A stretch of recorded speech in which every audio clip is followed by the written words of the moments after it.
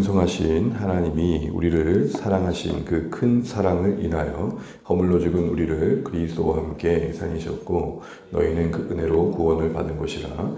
또 함께 일으키사 그리스도 예수 안에서 함께 하늘에 앉히시니 이는 그리스도 예수 안에서 우리에게 자비에 하심으로써 그 은혜의 지극히 풍성함을 오늘 여러 세대에 나타내려 하심이라. 너희는 그 은혜에 의하여 믿음으로 말미암아 구원을 받았으니 이것은 너희에게서 난 것이 아니요 하나님의 선물이라. 행위에서 난 것이 아니니 이는 누구든지 자랑하지 못하게 함이라. 우리는 그가 만드신 바라 그리스도 예수 안에서 선한 일을 위하여 지으심을 받은 자니 이 일은 하나님이 전에 예비하사 우리로 그 가운데서 행하게 하려 하심이라. 아멘. 네, 함께 나누겠습니다. 앨범 읽어주십시오. 기도 감사합니다. 고맙습니다. 네, 새벽이 많이 싸늘합니다. 감기 조심하시고 오늘도 하루 강건하시면 좋겠습니다. 우리가 에베소 말씀 계속 살펴보고 있는데요.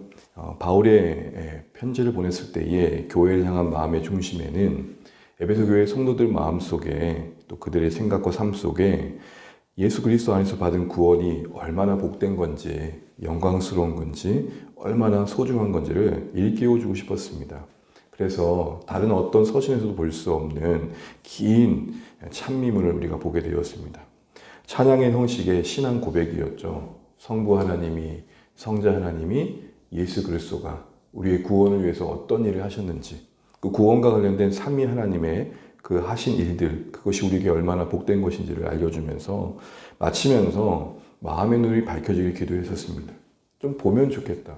근데 그 기도의 특징은 이미 하나님을 알고 있는 신자들 가운데 부르심이 어떤 소망을 우리에게 갖고 있고 어떤 하나님의 기업됨의 영광이 얼마나 큰지, 그리고 하나님의 능력이 무엇인지를 일깨워주고 싶은 그런 마음이 담긴 기도였죠.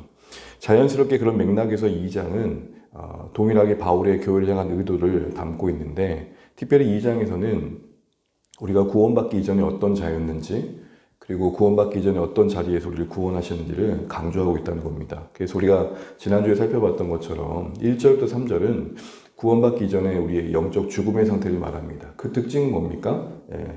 따랐다라고 되어 있죠. 세상 풍조를 따랐고 욕심을 따랐다 그럽니다.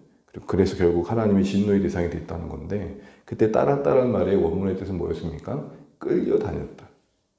그냥 그게 전부인 줄 알았고 그게 가장 좋은 것인 줄 알고 따라다녔다는 것입니다. 그런 우리에게 오늘 4절에 읽은 것처럼 하나님의 긍휼이 풍성하게 우리에게 임해서 결국 죽을 수밖에 없는, 결국 죽었고 심판받을 수밖에 없었던 우리를 영광스럽게 하나님께서 우리를 살려주셨다. 특별히 6절에 보시게 되면은 예수와 함께 하늘에 낳는 인생 되었다. 이미 우리가 이 땅에 살고 있지만 영적 신분은 하늘에 속한 자로 새롭게 변화되었음을 말하는 겁니다. 그런데 4절부터 6절에 그런 큰 하나님의 사랑의 역사를 말하면서 우리가 읽은 7절부터 10절에 보게 되면 그 결과로 하나님이 그렇게 우리에게 구원을 베푸신 그 결과로 목적하신 바가 뭐냐, 이게 이제 요지입니다. 그때 놓치지 말을 단어가 7절에 나오는데요. 우리 7절 다시 한번 읽어보겠습니다. 7절 함께 읽습니다. 이는 그리스도 예수 안에서 우리에게 자비하심으로써 그 은혜의 지극히 풍성함을 오늘 여러 세대에 나타내려 하심이라. 아멘. 여기에 나타내려 하신다, 이 말이 참 중요한 표현입니다. 나타내신다는 표현의 말의 의미는 뭐였습니까? 드러내신다, 보여주신다. 또 그 맥락 안에서 의미는 감출 수 없는 그 무엇을 말하는 것입니다. 정말 한 신자가 구원의 그 영광을 본다면, 구원이 얼마나 복된 것인 줄 안다면 그 안에 머물 수 없다는 겁니다. 빛이 빛됨을 감출 수 없듯이 드러나게 되어 있다. 억지로 빛이 되자가 아닙니다. 여러분, 신앙의 가장 중요한, 어떻게 보면 말이라 할 수 있는 것은 우리는 빛이 되자가 아니라 이미 빛인 거죠. 되어져야 되는 게 아니라 이미 빛임을 아는 게 중요한 것이죠. 그래서 나타날 수밖에 없는 모습은 뭐였습니까? 우리가 지난주에 살펴봤던 거 한 가지는 바로 이어지는 8절 9절의 내용을 보니까 자랑이 바뀌더라는 것입니다. 가장 소중한 게 바뀌더라는 것이죠. 구원받은 자의 나타내진 삶의 가장 중요한 모습 중에 하나는 자랑이 바뀌는 겁니다. 이 말은 기쁨이 바뀌었다는 것이죠. 이전에는 작자의 기쁨들이 있었습니다. 이제는 그 어떤 것도 비교할 수 없는 가장 기쁨이 구원받은 사실이라는 것이죠. 왜냐하면 거기에는 그 무엇도 자신을 자랑할 수 없는, 전적인 하나님의 은혜가 담겨있는 소중한 선물임을 알게 되기 때문입니다. 그래서 허탄한 자랑의 세상 속에 살다가 오직 한 가지가 자랑이 되는 겁니다. 오직 예수 그리스도의 십자가만이, 그로 인해 받은 구원만이 가장 큰 자랑이 되는 겁니다. 그 자랑의 크기는, 그 자랑의 부요함은 자신이 어떠한 자인지를 아는 만큼 풍성해지는 것이죠. 그런 의미에서 오늘 1절, 3절의 의미가 다시 한번 새롭게 와닿는 겁니다. 우리 죄를 깊이 인식할수록 받은 바 구원의 은혜가 더 커진다는 것입니다. 그리고 이제 오늘 두 번째로 나타내어지는 모습이 뭐냐 할 때 10절이 나오는 겁니다. 10절 함께 읽어보겠습니다. 우리는 그가 만드신 바라 그리스도 예수 안에서 선한 일을 위하여 지으심을 받은 자니 이 일은 하나님이 전에 예비하사 우리로 그 가운데서 행하게 하려 하심이라. 아멘.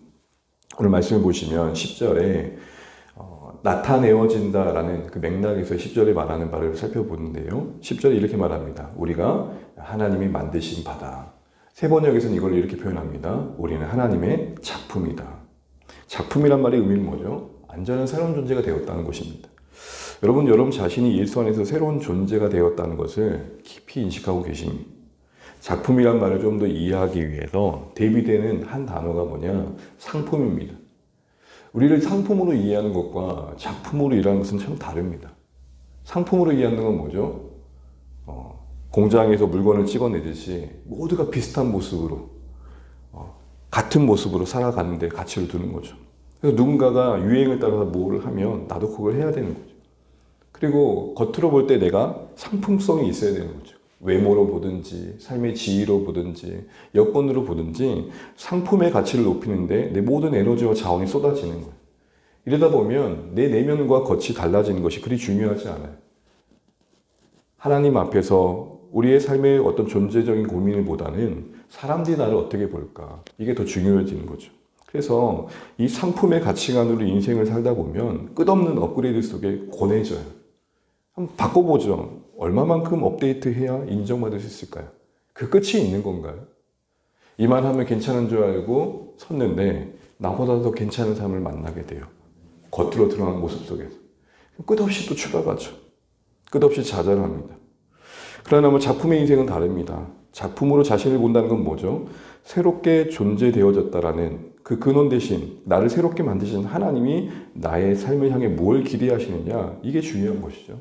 그래서 결국 나타내어지는, 구원받으면 감출 수 없는 모습 중에 하나는 뭐냐면 목적이 바뀝니다.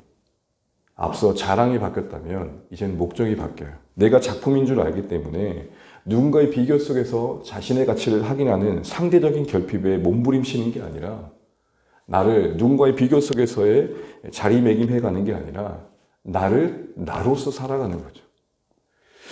아직 많은 인생을 더 살아가야 될 삶을 살고 있지만 저도 여기까지 오면서 제 마음속에 제 존재적으로 늘 고민하는 것은 끝없는 열등감이었습니다.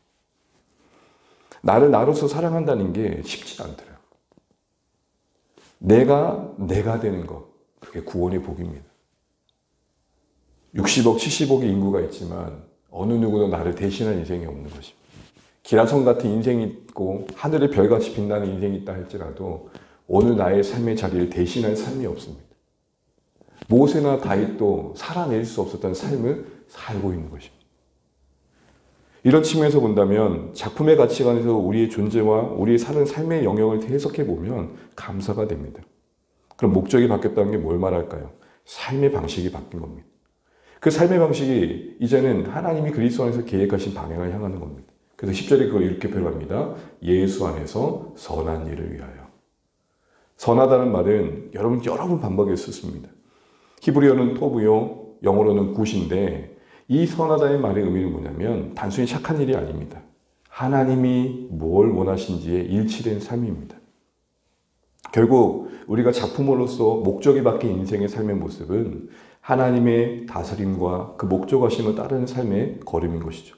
걸음걸음이 바뀝니다. 그래서 여러분 오늘 본문을 보게 되면 1절에 보실까요? 2절에 잠시 보시면 앞뒤로 우리가 읽은 1절부터 10절의 한 맥락의 앞뒤로 반복되는 표현이 있습니다. 2절 보시면 그때, 그러니까 허물과 죄를 죽었던 그때에 너희는 그 가운데서 뭐 했다 그러죠? 행했다 그럽니다. 10절 보시면 10절 보시게 되면 마지막 10절 끝절이 뭐라고 그러죠? 이제는 우리가 그 가운데서 행하여 하려 하십니다.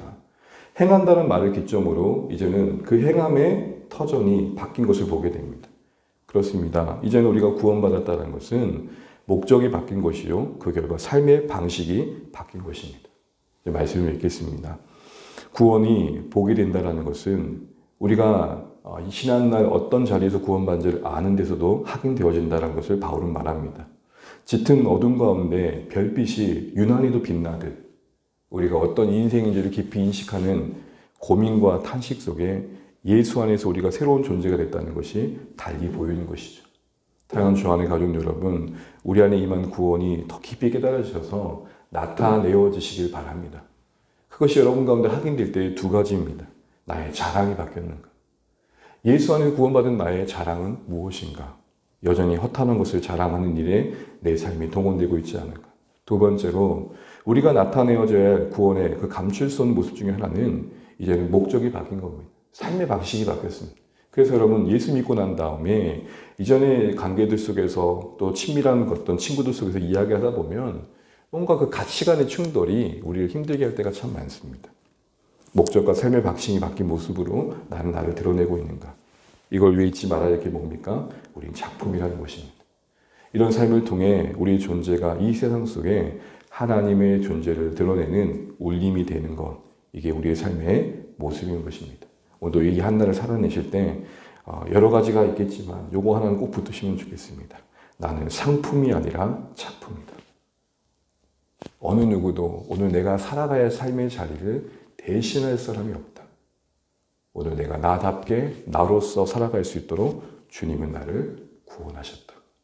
이것이 우리의 복된 소망이 되셔서 하나님이 우리를 새롭게 예수 안에서 건지시고 구원하신 그 가치가, 그 복됨이 오늘 여러분 살아가는 삶의 자리에서 드러나시길 바랍니다. 대단한 일을 하자는 게 아닙니다. 오늘 나를 존재로서 살아내십시오. 내가 하나님의 은혜 안에 있는 존재로서의 그 모습을 묵상하는 가운데 내 표정과 언어와 마음의 생각들이 하나님 앞에서 빛됨이 되시는 그런 복된 한 날 되시기를 주님께 축복합니다. 기도하겠습니다. 오늘 주신 말씀 함께 붙들고 기도합니다. 하나님, 계속해서 예배소 말씀을 통해서 우리가 받은 바 구원이 얼마나 복된 것인지, 영광스러운 것인지 알려주고 계시는데 마음의 눈을 밝히 뜨게 해주셔서 우리에게 주신 이 은혜가 은혜 되길 소원합니다. 그로 인해서 우리의 자랑이 바뀌는 것으로, 그로 인해서 우리의 삶의 목적과 방식이 바뀌는 것으로 나타나게 하여 주십시오. 우리의 구원받음이 우리의 그 목적과 삶의 방식의 다름으로 증거되길 소원합니다. 하나님 일을 위해 내가 오늘 하나님이 만드신 존재임을 잊지 않게 하여 주십시오. 수없는 끝없는 비교와 또 사람들과의 관계 속에 나를 확인하는 상대적인 우위가 아니라 오늘 누구도 대신할 수 없는 존재로서 허락받은 인생을 살고 있다는 사실을 깊이 깨닫고 별품 없고 평범한 하루하루이지 아무도 관심 갖지 않는 우리의 삶의 한 자락이지만 주님은 모르고 계시고 우리가 작품으로서 오늘도 살아낼 수 있도록 예수님 안에 우리의 존재를 깊이 묵상하게 해달라고 이 시간 또 새벽 기도하시면 좋겠습니다.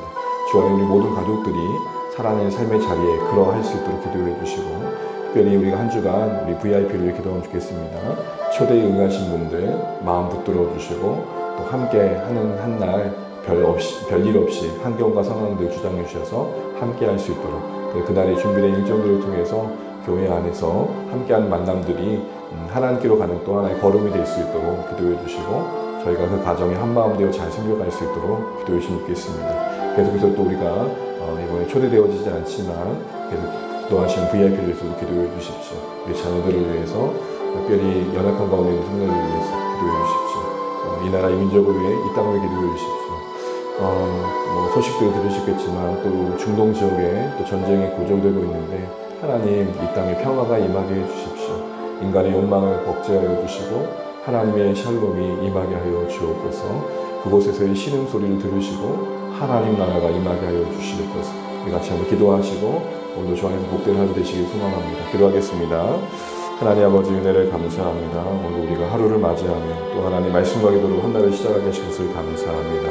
하나님 아버지 정말로 우리가 구원받으니 얼마나 복된 것인지 얼마나 영광스러운 것인지 우리가 밝히 볼 수 있도록 성령님 지혜와 계시의 영으로 우리 가운데 함께하여 주시옵소서. 하나님 아버지, 그 구원의 가치를 알수록 나타낼 수밖에 없음을 압니다. 특별히 하나님, 우리가 어떤 자리에서 어떤 형편에서 이전에 구원받기 전에 우리가 어떤 존재였는지 잊지 않게 하여 주시고, 그 과거의 깊은 어두움이 오늘 받은 바 구원의 빛을 더 밝히 보게 하여 주옵소서. 하나님, 우리의 자랑이 바뀜으로, 우리의 인생의 목적과 삶의 방식이 바뀜으로 하나님의 은혜가 증거되게 하여 주시옵소서. 아버지 하나님, 우리의 존재가 하나님에 대한 울림이 되길 소원합니다. 우리의 살아감이 하나님이 우리의 인생의 주인 되심이 증거되는 걸음되기 원합니다. 그리스도의 존귀한 만큼 우리의 삶이 더 존귀해지게 하여 주옵소서. 주님을 더 깊이 묵상하게 도와주시고 예수님을 묵상하며 살아갈 수 있도록 오늘도 우리를 붙잡아 주옵소서. VIP를 또 추첨하며 와락을 준비하고 있습니다.